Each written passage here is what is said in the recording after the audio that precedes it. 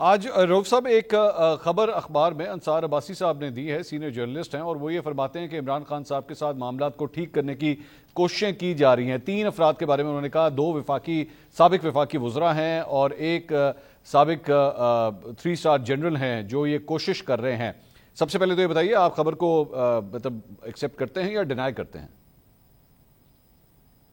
دیکھیے، یہ انصار عباسی کی بہت ساری ذہنی فیبریکیشنز میں سے ایک فیبریکیشن لگتی ہے، کیونکہ میری جتنی انفارمیشن ہے اس کے مطابق کوئی اس قسم کی انیشیٹو نہیں ہے، ہمارے علم میں نہیں ہے۔ اگر کوئی سوچ رہا ہو اس کا، یا انصار عباسی صاحب کے پاس آیا ہو اور ان کو بتانے کے لیے اور ان سے صلاح مشورہ کرنے کے لیے، تو وہ تو سوال آپ انصار عباسی صاحب سے کریں۔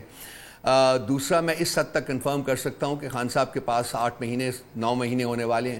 اس تمام عرصے میں ان کے اوپر پریشر جو ہے وہ ڈلتا رہا ہے کہ کسی طریقے سے وہ بچ کریں اور وہ ڈیل کر لیں، جو کہ اس ملک کے جو پریویس پرائم منسٹرز ہیں وہ کرتے رہے، کہ جب ان کو کک آؤٹ کیا جاتا تھا وہ ہاتھ جوڑ کے بیٹھ جاتے تھے کہ مائی باپ انہوں ہمیں معاف کر دیجئے، تو ان کو وہ بھیج دیا جاتا تھا باہر، سعودی عرب بھیجیں یا لنڈن بھیجیں، جہاں بھی بھیجیں، یا پلیٹلیٹس کم ہو جائیں وہاں بھجوا دیں۔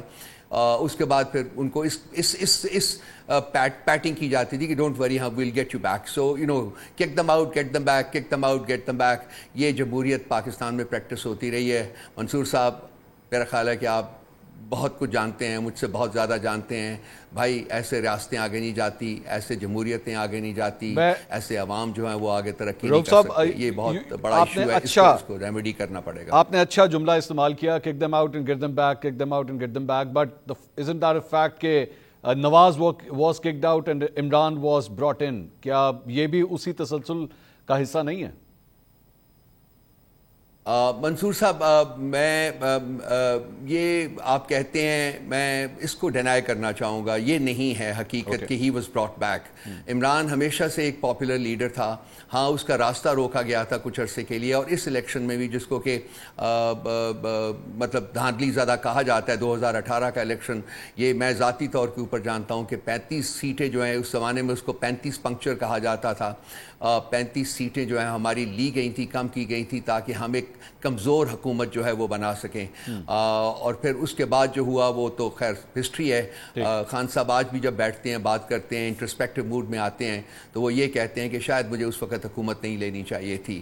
تو یہ ایسی غلطی اب نہیں ہوگی، غلطیاں ہوتی رہتی ہیں، ہم سے بھی غلطیاں ہوئی ہیں، لیکن میں کمپیریزن نہیں کر سکتا منصور، پلیز فارگیو مائی سیئنگ سو۔ خان صاحب کو اگر میں ایک پلڑے میں ڈالوں تو دوسرے پلڑے میں نواز شریف یا زرداری کو نہیں ڈال سکتا۔ وہ دیکھیے، ان کا جنم، ان کی پرورش، ان کی نرچرنگ جو ہے وہ فوج کی گود میں ہوئی ہے۔ خان صاحب اپنے تئیں ایک لیڈر تھے، مختلف فیلڈز میں ایک لیڈر تھے، ان کو کسی ایسی پیٹرنیج کی ضرورت نہیں تھی۔ ان کے ساتھ زیادتی ہوئی ہے، ڈیفینیٹلی الیکشنز میں زیادتی ہوئی ہے، لیکن یہ کہ ان کو کمپیئر کرنا، میرے بھائی، میں I beg to disagree۔ ٹھیک ہے، I respect your opinion, sir۔